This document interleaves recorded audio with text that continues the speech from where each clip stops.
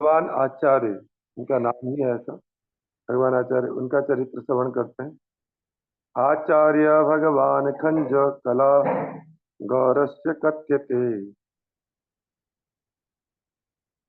भगवान आचार्य को श्री गौरांग महाप्रभु जी की कला अंश का अंश कहते हैं, अर्थात ये महाप्रभु जी के अंश के अंश हैं।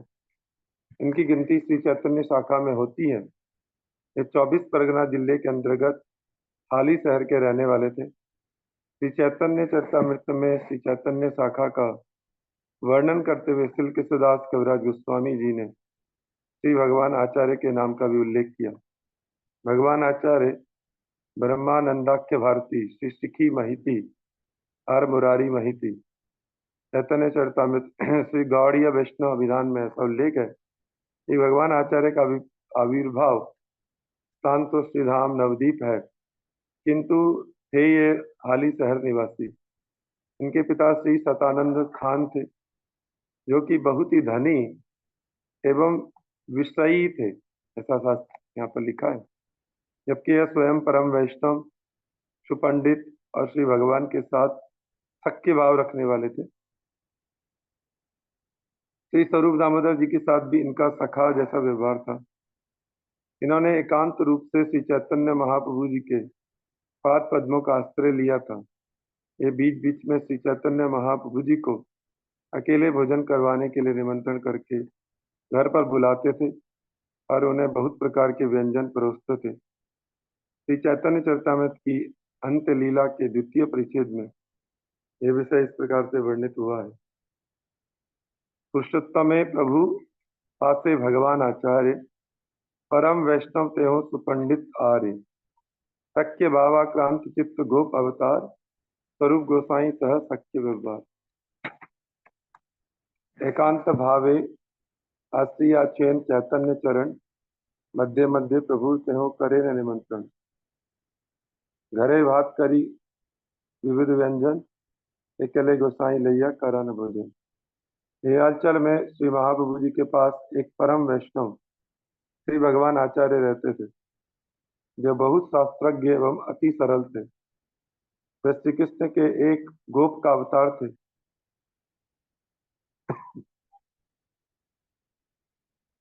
उनके चित्त में श्री भगवान का सख्य भाव था। श्री स्वरूप गोस्वामी जी के साथ भी उनका सखा भाव था। वे श्रीमन महाप्रभु जी में एकांत निष्ठा रखते थे। कभी कभी वे प्रभु को अपने घर निमंत्रण भी करते थे। अपने घर में अनेक प्रकार के व्यंजन तैयार करते एवं अकेले श्री महाप्रभु जी को ले जाकर भोजन कराते। श्री भगवान आचार्य कभी भी इंद्रियों का तर्पण करने वाली विषयी की बातें नहीं सुनते थे। आप हमेशा श्री कृष्ण के नाम रूप की गुण लीला आदि श्रवण करते रहते थे। नीलांचल में श्री वासुदेव सार्वभौम का उद्धार करने के पश्चात महाप्रभु जी जिन सब भक्तों के साथ मिले थे, उनमें से श्री भगवान आचार्य भी एक थे। भगवान आचार्य अहिला महाशय श्रवणे वो यारे नहीं परे से विषय। नीलांचल में श्री अद्वैताचार्य जी के आगमन का समाचार मिलने पर श्री चैतन्य महाप्रभु जी श्री नित्यानंद एवं गदाधर आदि जिन जिन भक्तों को साथ लेकर अद्वैताचार्य जी के सम्मान के लिए गए थे, उन भक्तों में श्री भगवान आचार्य भी एक थे। काशीश्वर पंडित आचार्य भगवान श्री प्रद्युम्न मिश्र प्रेम भक्ति प्रधान। चैतन्य भागवत में वर्णन है। इसके अतिरिक्त एक दिन समुद्र में जाते समय चटक पर्वत को गोवर्धन के रूप में देखकर श्रीमन महाप्रभु जी महाभावावेश में जब उसकी ओर दौड़ पड़े थे, तो उस समय महाप्रभु जी को पकड़ने के लिए जो जो भक्त उनके पीछे भागे थे, उनमें श्री भगवान आचार्य जी भी एक थे। पूरी भारती गोसाई अहिला सिंधु तीरे भगवान आचार्य खंज सलीला धीरे धीरे।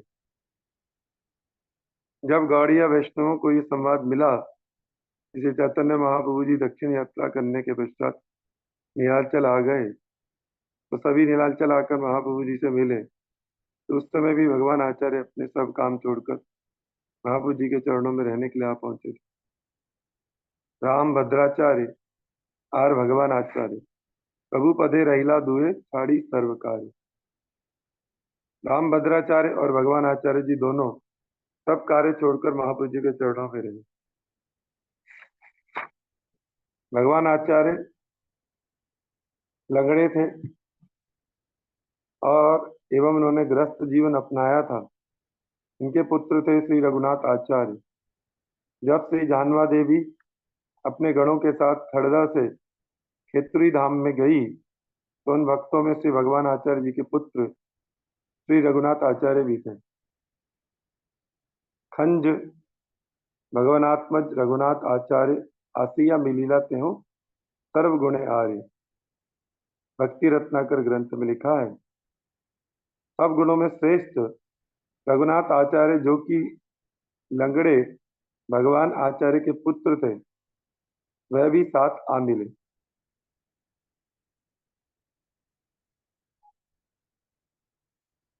श्री गौड़ीय वैष्णव विधान में श्री भगवान आचार्य का चरित्र पढ़ने से ऐसा जाना जाता है कि न्याय शास्त्र में विशेष पारदर्शिता होने के कारण उन्होंने न्यायाचार्य की उपाधि प्राप्त की थी। इनका वैराग्य देखकर इनके पिताजी ने नवद्वीपवासी मधुसूदन घटक की कन्या के साथ इनका विवाह करवा दिया। इतना होने पर भी ये संसार के तमाम बाधा विघ्नों को लांघकर श्री चैतन्य महाप्रभु जी के पाद पद्मों में नीलांचल में आकर उपस्थित हो गए थे। महाप्रभु जी द्वारा उनको संसार में वापस जाने का आदेश करने पर ये दोबारा घर वापस आ गए। इनके दो पुत्र थे, रघुनाथ और रामानाथ। किंतु संसार से विरक्त श्री भगवान आचार्य बाद में पुत्रों और पत्नी को काले और शिष्यों को देख रेख में छोड़कर हर समय महाप्रभु जी के पाद पद्मों में अवस्थान करने के लिए संसार का परित्याग करके नीलाचल चले गए। शाखा निर्णय में लिखा है, आचार्य भगवंतम तु तेजोमय कलेवरम यस्य स्मरण मात्रेण गौर प्रेम प्रजाय। श्री भगवान आचार्य जी का अंतःकरण अत्यंत सरल था। सरलता के कारण ही वे श्री चैतन्य महाप्रभु जी के विशेष स्नेह पात्र बन गए थे। वे श्री चैतन्य चरितामृत में उनकी सरलता के संबंध में एक घटना का उल्लेख है। भगवान आचार्य का छोटा भाई श्री गोपाल भट्टाचार्य वेदांत पढ़ने के लिए काशी गया था। वेदांत अध्ययन करने के पश्चात जब वह वापस आया और उसने अपने बड़े भाई श्री भगवान आचार्य को अपने वेदांत अध्ययन में पारंगत होने की बात बताई तो भगवान आचार्य प्रसन्न होकर उत्साह के साथ उसे महाप्रभु जी के पास ले गए। अंतर्यामी महाप्रभु गोपाल भट्ट के मायावाद विचारों की बात जानकर प्रसन्न नहीं हुए, किंतु बाहर से उन्होंने अवश्य ही थोड़ा प्रेम दिखाया।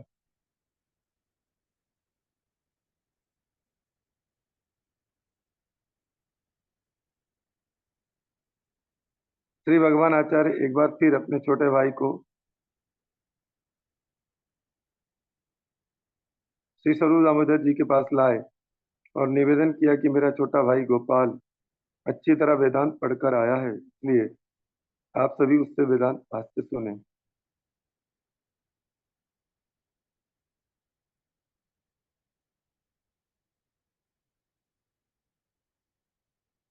श्री स्वरूप दामोदर जी ने सरल अंतःकरण श्री भगवान आचार्य की इस प्रकार बात सुनकर प्यार से सनी क्रोधित वाणी में उनके भाई का तिरस्कार करते हुए इस प्रकार कहा,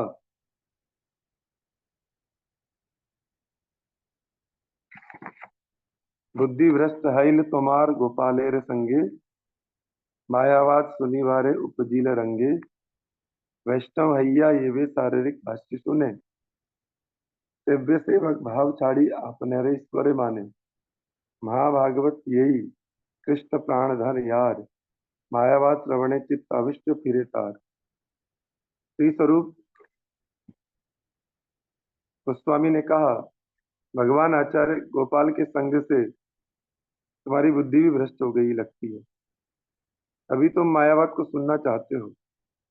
वैष्णव होकर जो प्राकृत भाष्य सुनता है वह दिव्य सेवक के भाव को त्याग कर अपने को ईश्वर मानने लगता है। जो महाभागवत हैं, जिनके श्री कृष्ण ही प्राणधन हैं, मायावाद सुनने से उनके मन में भी अवश्य विपरीत भाव की उत्पत्ति होने लगती है।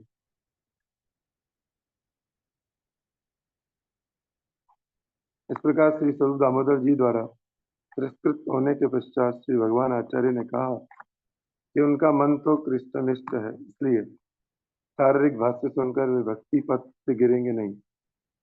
इस पर श्री स्वरूप दामोदर जी ने और दृढ़ता के साथ समझाया कि हृदय विदारक मायावाद कथा श्रवण करना शुद्ध भक्त के लिए अप्रयोजनीय है। स्वरूप कहे, तथापि मायावाद श्रवणे चिद ब्रह्म माया मिथ्या एकमात्र सुने, जीव ज्ञान कल्पित ईश्वरे सकल अज्ञान, ह्यार श्रवणे भक्तेर फाटे मन प्राण। स्वरूप गोस्वामी जी ने कहा, आचार्य तुम्हारी बात सत्य है कि मायावाद कृष्ण निष्ठायुक्त चित्त को विचलित नहीं कर सकता।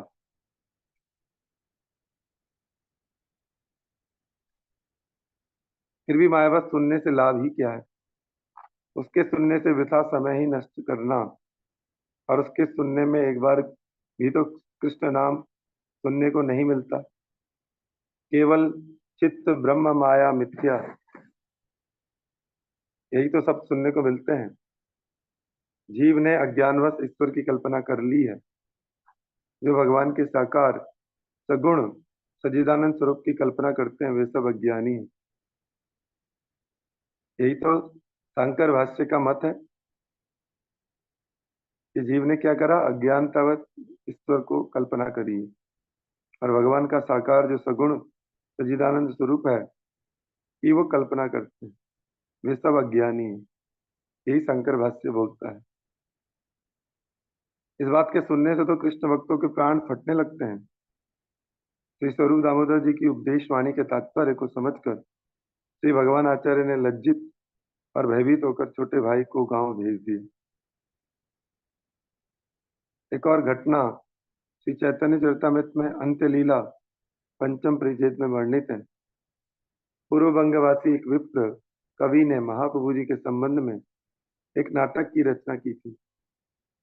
विप्र श्री भगवान आचार्य को जानते थे, इसलिए उस विप्र कवि ने अपना रचित नाटक पहले श्री भगवान आचार्य को सुनाया। तब साथ ही अन्य अन्य वैष्णव ने भी सुना। सभी ने नाटक की प्रशंसा की। वैष्णवों की इच्छा हुई कि महाप्रभु जी को ये नाटक सुनाया जाए। रसाभास दोष और सिद्धांत विरुद्ध बातों से महाप्रभु जी को संतोष नहीं होता था, इसलिए स्वरूप दामोदर जी के अनुमोदन के पश्चात महाप्रभु जी सुनते थे। श्री भगवान आचार्य के आग्रह करने पर श्री स्वरूप दामोदर विप्र कवि का नाटक सुनने के लिए मान गए। विप्र कवि द्वारा नाटक के मंगलाचरण के श्लोक और उनकी व्याख्या सुनाने पर सब वैष्णवों के प्रसन्न होने पर भी स्वरूप दामोदर सुखी नहीं हुए। उन्होंने श्लोक में दो स्थानों पर अपराध रूपी दोष दिखाया। विप्र कवि द्वारा श्लोक की व्याख्या इस प्रकार की, कवि कहे जगन्नाथ सुंदर शरीर, चैतन्य गोसाई ताते शरीर महाधीर, सहजे जड़ जगतेर चेतन कराई से, नीला चले महाप्रभु हैला अद्भुत। अर्थात विप्र कहने लगा कि जगन्नाथ का सुंदर विग्रह तो शरीर है, और श्री चैतन्य देव महाधीर उसके शरीर ही हैं। यह समस्त जगत स्वभावतः जड़ प्राकृत है। इस जगह जगत के जीवों में चेतनता कृष्ण उन्मुखता उत्पन्न करने के लिए श्री कृष्ण चैतन्य देव नीलांचल में आविर्भूत हुए हैं। इस व्याख्या को सुनकर सबका मन आनंदित हुआ। स्वरूप दामोदर जी द्वारा दोष दिखाना। अरे मूर्ख, आपनार केली सर्वनाश, द्वैत ईश्वर तोर नाहिक विश्वास, पूर्णानंद चित स्वरूप जगन्नाथ राय, सारे केली जड़ इस नश्वर प्राकृत काय, पूर्ण षड ऐश्वर्य चैतन्य स्वयं भगवान, सारे केली क्षुद्र जीव स्फुल्लिंग समान, दुई ठाई अपराधे पाइवे दुर्गति, अतत्वज्ञ तत्व वर्णे तार ई गति। अर्थात श्री स्वरूप गोस्वामी जी ने कहा, अरे मूर्ख, तुमने तो अपना सर्वनाश कर दिया। जगन्नाथ जी एवं श्री कृष्ण चैतन्य देव, इन दोनों ईश्वर स्वरूपों में तुम्हारा विश्वास या तत्व ज्ञान नहीं है। श्री जगन्नाथ जी का विग्रह पूर्ण आनंदमय है, अखंड आनंद स्वरूप है, एवं यह स्वरूपतः चिदानंदमय है। तुमने उस चिदानंदमय विग्रह को जड़ नाशवान प्राकृत देह कहकर वर्णन कर दिया। और श्री चैतन्य देव जो पूर्ण है, षड ऐश्वर्य युक्त स्वयं श्री भगवान है, उन्हें तुमने एक क्षुद्र जीव उस चिंगारी के समान है बता दिया। तुमने दोनों ईश्वरों के प्रति अपराध किया, तुम्हारी दुर्गति होगी। तत्व के अज्ञाता जब तत्व वर्णन करते हैं तो उनकी यही गति होती है, अर्थात दुर्गति। आर एक कार्याचे परम प्रमाद, देह देही भेद ईश्वरे कैल अपराध। ईश्वरेर नाहिक कभु, देह देही भेद, स्वरूप देह चिदानंद नाहिक विभेद। आपने इसमें एक और महाप्रमाद किया है, कारण आप ईश्वर में देह देही भेद रूपी अपराध कर बैठे हो, जबकि ईश्वर में देह देही का भेद नहीं है। ईश्वर में देह देही का भेद समझना ही भ्रम है, और इसी भ्रम के कारण ईश्वर को भी बद्ध जीव समझा जाता है, जबकि उनका स्वरूप और उनकी देह सभी चिदानंदमय है, तो कोई विभेद नहीं है।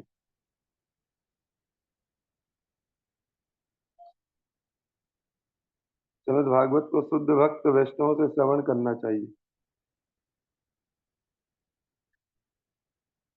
यह भागवत पढ़ वैष्णव स्थाने, एकांत आश्रय कर चैतन्य चरणे, चैतन्य भक्त गणेर नित्य कर संग, तबे तो जानिया सिद्धांत समुद्र तरंग।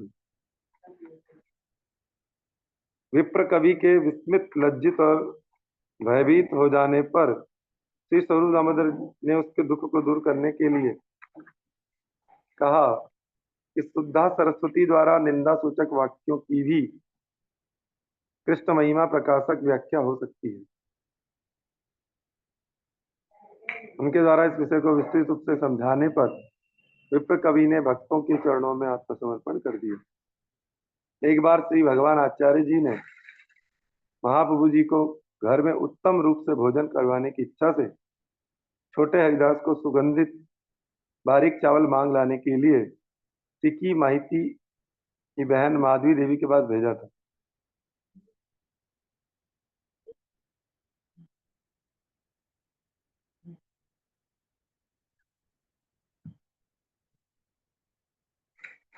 भोजन के समय महाप्रभु जी को जब इस बात का पता लगा तो उन्होंने छोटे हरिदास का त्याग कर दिया।